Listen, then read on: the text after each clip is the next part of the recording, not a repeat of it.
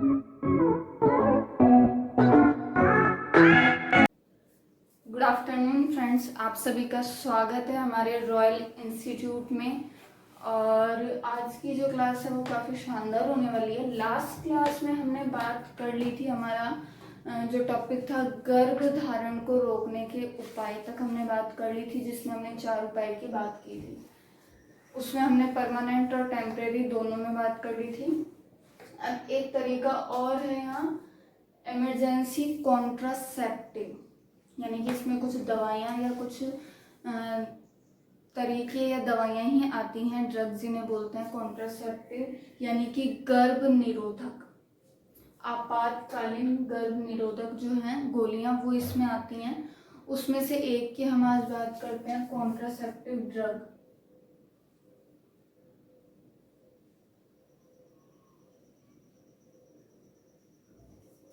ये जो है ये कब ली जाती है? मान लीजिए जब अनप्रोटेक्टिव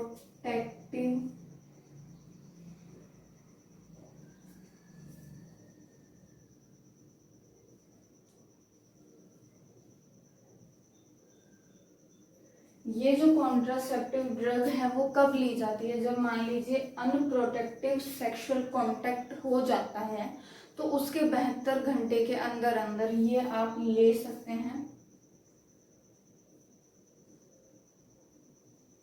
72 घंटे के अंदर अंदर ये ली जाती है। और ये करती क्या है? ये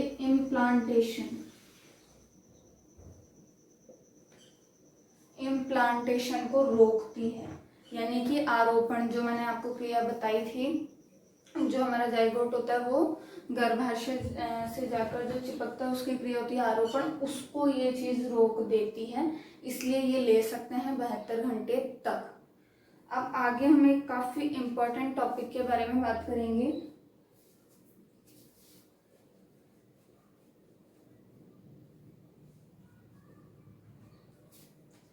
हम सभी ने ये टॉपिक का नाम सुन रखा है, काफी अच्छे से जानते भी हैं इसके बारे में, कन्या भ्रूण हत्या।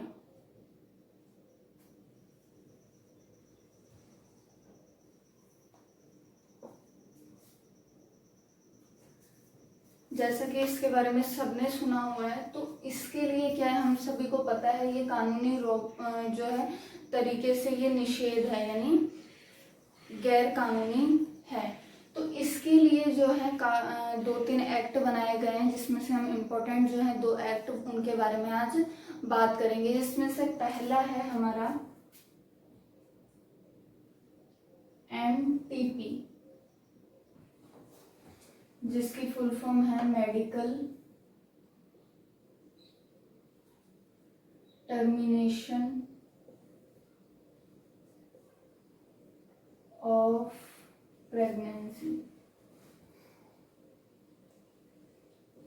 ठीक है फ्रेंड्स, इसकी फुल फॉर्म हो गई मेडिकल टर्मिनेशन ऑफ प्रेगनेंसी। इसको हिंदी में बोलते हैं चिकित्सीय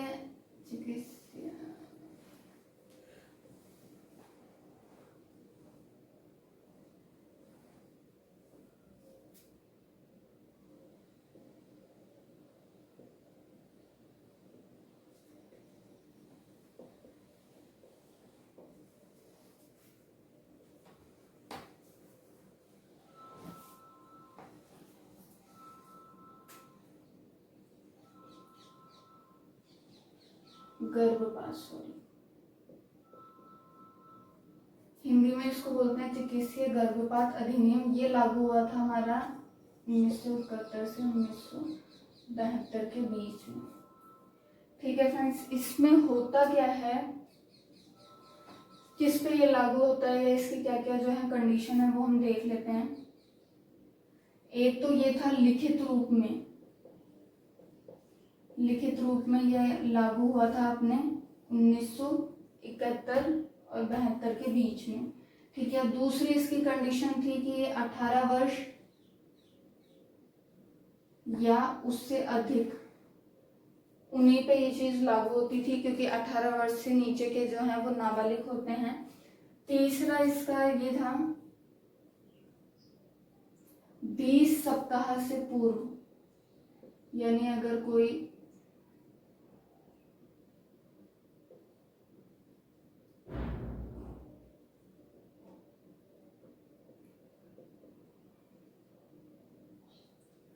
20 सप्ताह तक का या इससे पहले का कोई भ्रूण है तो उसी को इस एक्ट के जो है नियम हैं, कायदे हैं, उनके थ्रू हम अबॉर्शन जो प्रोसेस होती है वो करवा सकते हैं। एक तो क्या था, ये लिखित रूप में आया था 71-72 के बीच में 1900, और दूसरा था इसका 18 वर्ष या इससे अधिक के जो है उनमें ये चीज़ हो सकती है, और 20 सप्ताह से पहले का या 20 सप्ताह तक का जो है भ्रूण उसी को इससे गिरा सकते हैं, अबॉर्शन की प्रोसेस हो सकती है। इससे अगर अधिक का है तो ये चीज़ नहीं होगी।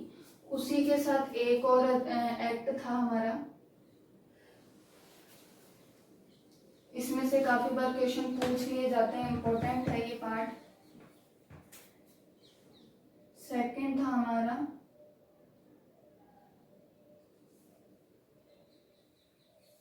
PCPNDT। ये बना था हमारा 1974 में, ये बन चुका था और ये लागू हुआ था 1976 में। ठीक है फ्रेंड्स, 1974 में बना था लेकिन लागू कब हुआ था? 1976 में। इसमें क्या था, जन्म से पहले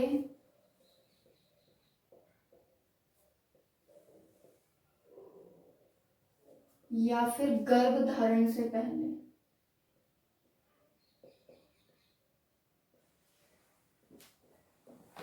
पहले जो लिंग चयन किया जाता था उसको रोकना, लिंग चयन को रोकना। ठीक है फ्रेंड्स, ये एक्ट क्यों बनाया गया था? जन्म से पहले या फिर गर्भ धारण करने से पहले कुछ लोग लिंग का जो है चयन, उसका परीक्षण करवा लिया करते हैं कि लड़का होगा या लड़की। अगर लड़की होती है तो वो उसको मार देते हैं, इसलिए ये एक्ट बनाया गया था। और इसको बनाने का उद्देश्य क्या था? इसका उद्देश्य था कन्या भ्रूण हत्या को कम करना, कन्या भ्रूण हत्या को कम करना, कन्या भ्रूण हत्या को कम करना। ठीक है फ्रेंड्स, इन दोनों में से पूछा जा सकता है क्वेश्चन कि इसका उद्देश्य क्या था, या इसमें किस चीज पे रोक लगाई गई थी, या ये कब बना था और कब लागू हुआ था।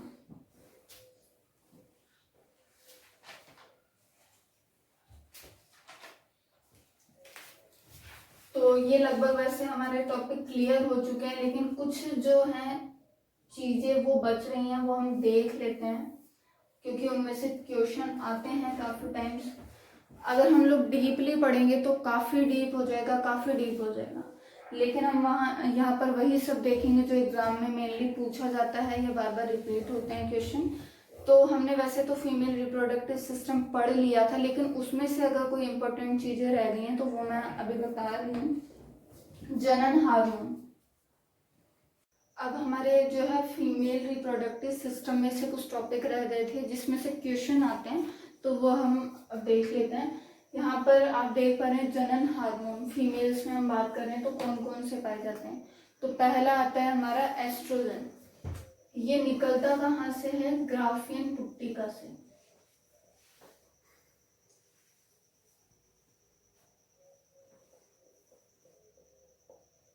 ठीक है फ्रेंड्स, ग्राफियन पुट्टिका से निकल गया। उसके अलावा इसे बोलते हैं सुंदरता का हार्मोन, यानी ब्यूटी हार्मोन भी इसे बोलते हैं। उसके अलावा इसका कार्य क्या होता है? तो इसका कार्य होता है द्वितीयक लैंगिक लक्षणों को विकसित करना, द्वितीयक लैंगिक लक्षणों को विकसित करना। ठीक है फ्रेंड्स, निकलता है ग्राफियन पुट्टिका से, ब्यूटी हार्मोन भी इससे कहा जाता है, और द्वितीयक लैंगिक लक्षणों को विकसित करता है। उसके बाद दूसरा होता है हमारा प्रोजेस्टेरोन।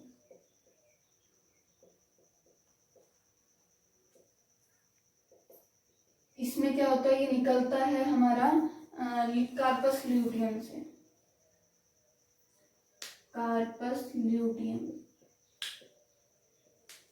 कार्पस ल्यूटियम, और इसे बोलते हैं गर्भधारण का हार्मोन, गर्भधारण का हार्मोन।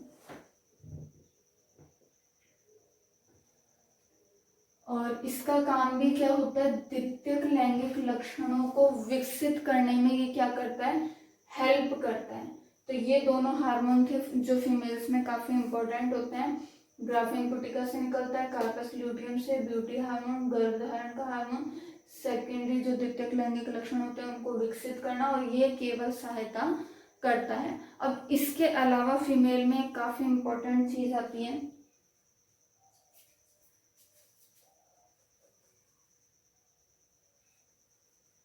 उसके अलावा पहले हम देख लेते हैं कि जो द्वितीयक लैंगिक लक्षण थे,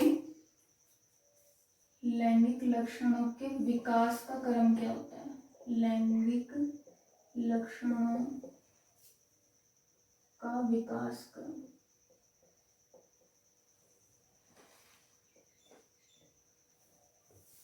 ठीक है फ्रेंड्स, इसके विकास का क्रम देख लेते हैं। पहला आता है हमारे पास थैलार्की,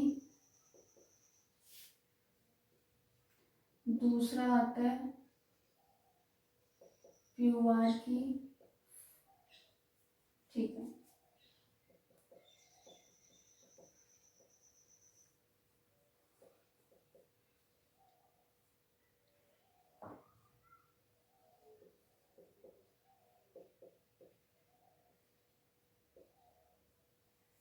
फ्रेंड्स इन चारों क्रम में जो है फीमेल्स में द्वितीयक लैंगिक लक्षणों का विकास होता है। पहला है थैलार्की, इसका मतलब होता है स्तनों का विकास।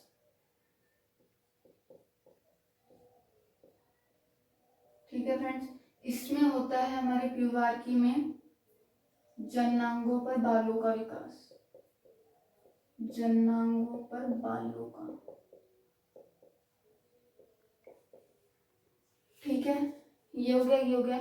मेनार्की हमने, मिनार्की या मेनार्की जो है हमने बताया था एमसी का शुरू, मैच्योरेशन साइकिल का शुरू होना। ठीक है, और मीनोपोज यानी मैच्योरेशन साइकिल का बंद होना। तो इस क्रम में फीमेल्स में द्वितीयक लैंगिक लक्षणों का विकास होता है। इसके अलावा फीमेल्स में काफी इंपॉर्टेंट चीज पाई जाती है जिसे बोलते हैं, देख लेते हैं,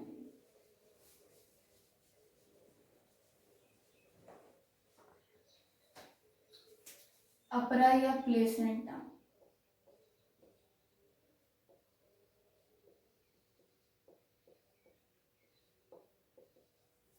ये होता क्या है, वैसे तो उत्तकों का संयोजन।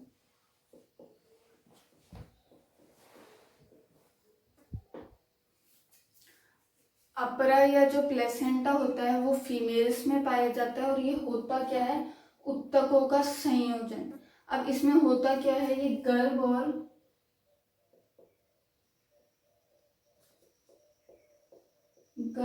गर्भाशय, गर्भ और गर्भाशय के बीच में ये क्या होता है, क्रियात्मक और संरचनात्मक, दोनों ये तरीके का एक संबंध होता है।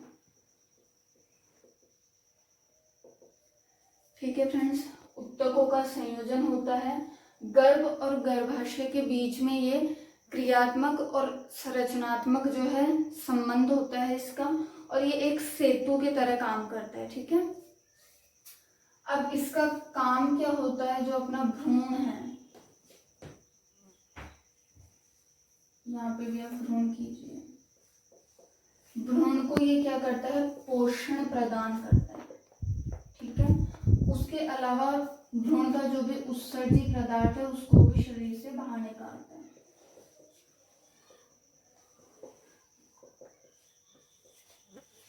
ठीक है फ्रेंड्स, उत्तकों का संयोजन होता है, क्रियात्मक संरचनात्मक संबंध होता है, भ्रूण को पोषण प्रदान करता है, भ्रूण के जो भी उत्सर्जी पदार्थ होते हैं उनको शरीर से बाहर निकालता है। अब आगे हम बात कर लेते हैं,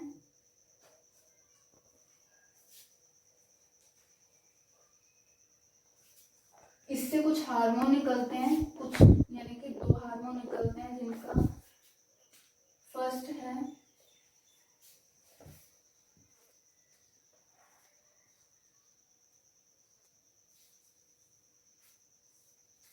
पहला हो गया हमारा, इसको बोलते हैं ह्यूमन कोरोनिक गोनेडोट्रोपिक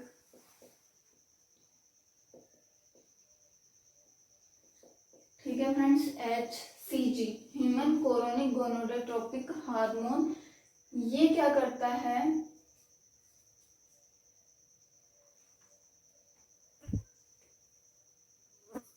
इसका काम केवल इतना होता है, ये जो है लिंग परीक्षण, लिंग परीक्षण,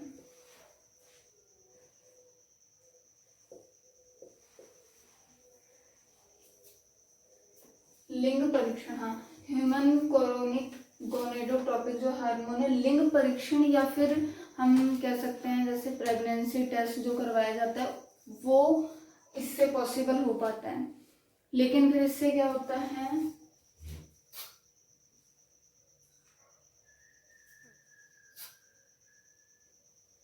इससे एक लॉस होता है, एक दुरुपयोग होता है। वो क्या होता है, लिंग की जांच कर ली जाती है, ठीक है।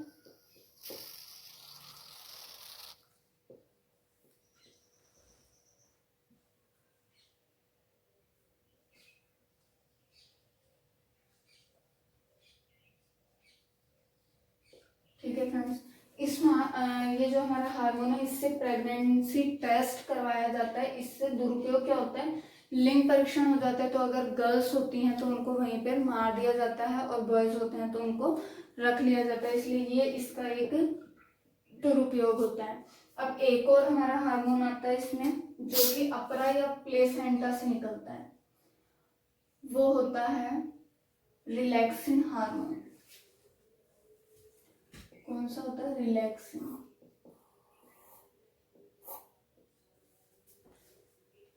रिलैक्सिन हार्मोन ये काम क्या करता है, गर्भाशय संकुचन,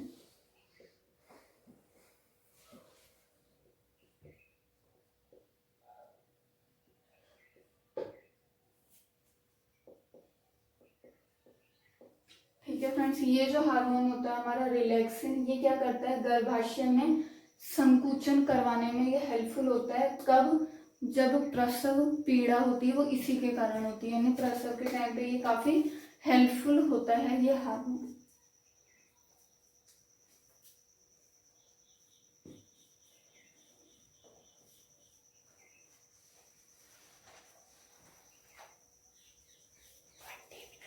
तो अब ये क्या है, ये हो गया फीमेल तक का। अब हम देख लेते हैं मेल में। ये बच गया था फीमेल में, वो कवर कर लिया। मेल में अगर कुछ बचा हुआ है तो वो हम देख लेते हैं। तो मेल्स का जो टेस्टिस यानी कि जो वृषण था उसकी हमने बात की थी, उसमें मेनली 3 तरह की जो है कोशिकाएं, 4 तरह की वो पाई जाती हैं। तो यहाँ एक डायग्राम के थ्रू देख लेते हैं हम।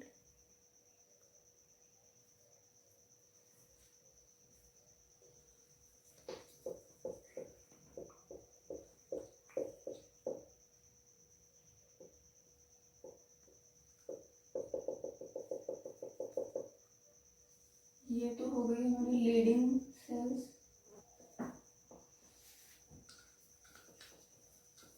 लीडिंग कोशिका ये क्या काम करती हैं, टेस्टोस्टेरोन का स्रावन, ठीक है। अब ये आती है हमारी सर्टोली कोशिका, ठीक है फ्रेंड्स। ये आती है जर्म कोशिका,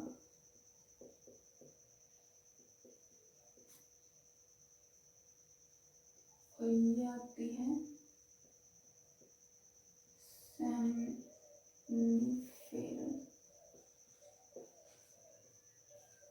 ठीक है फ्रेंड्स। अब इसका काम देख लेते हैं। लीडिंग कोशिका जो होती है वो टेस्टोस्टेरोन का स्रावन करती है। सर्टोली जो कोशिका है वो पोषण प्रदान करती है, ठीक है, वृषण को या शुक्राणु को।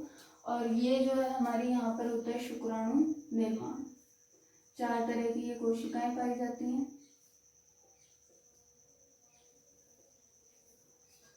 लीडिंग कोशिका, सर्टोली, जर्म कोशिका, समिनिफेरल कोशिका।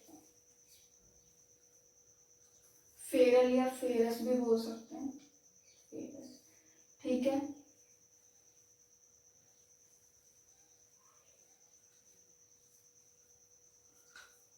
अब इसके अलावा मेल्स में एक चीज होती है, मैं लिख देती हूँ, क्रिप्टोओर्चिडिज्म।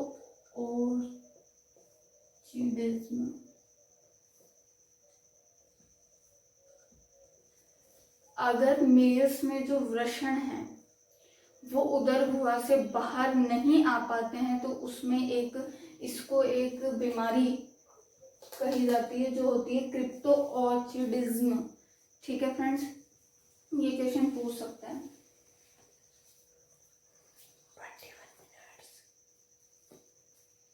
उसके अलावा एक चीज और आती है हमारी परख नली शिशु या फिर टेस्ट ट्यूब बेबी।